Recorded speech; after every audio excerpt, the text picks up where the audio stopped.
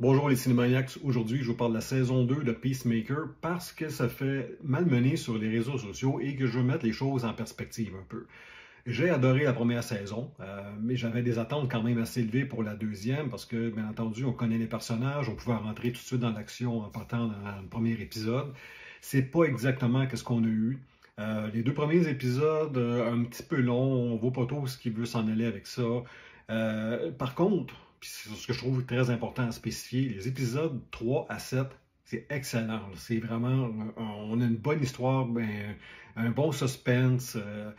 Malheureusement, puis je pense que c'est ça qui a enflammé les réseaux sociaux, c'est que à la finale, on avait l'opportunité que James Gunn nous serve un filet mignon, mais il nous a passé un restant de pâté chinois au micro-ondes.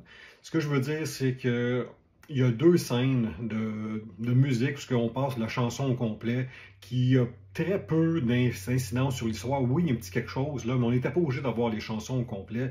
À la place, on aurait pu prendre du temps de plus pour ouvrir d'autres portes sur d'autres dimensions. Imaginez comment ça aurait été cool d'ouvrir une porte sur le monde de la série animée Batman, où ce qu'on tout rentre, les gens rentrent, puis on est dans un univers de bande dessinée, puis là, whoop, Batman apparaît devant nous. La porte où ce qu'on ouvre, qui a des zombies.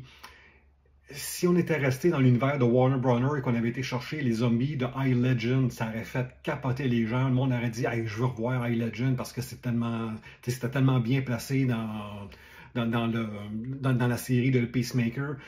C'est rare que je dise ça, mais James Gunn a vraiment manqué d'imagination pour sa finale. Et c'est ce qui fait que, selon moi, il y a beaucoup de gens qui sont très déçus et varlopent la série au complet quand c'est juste le début et la fin qui auraient pu être meilleurs, mais le cœur de la saison est quand même excellent. Donc, si vous ne l'avez pas vu et que vous êtes un fan de bande dessinée, de super-héros, ça vaut quand même la peine d'être regardé. Fiez-vous pas à tout ce que vous voyez sur les réseaux sociaux. Le monde, ça tape dessus là, pour des picadilles. Là. Oui, ça aurait pu être meilleur, mais c'est quand même une bonne saison, une bonne série. Merci d'avoir été à l'écoute. À la prochaine.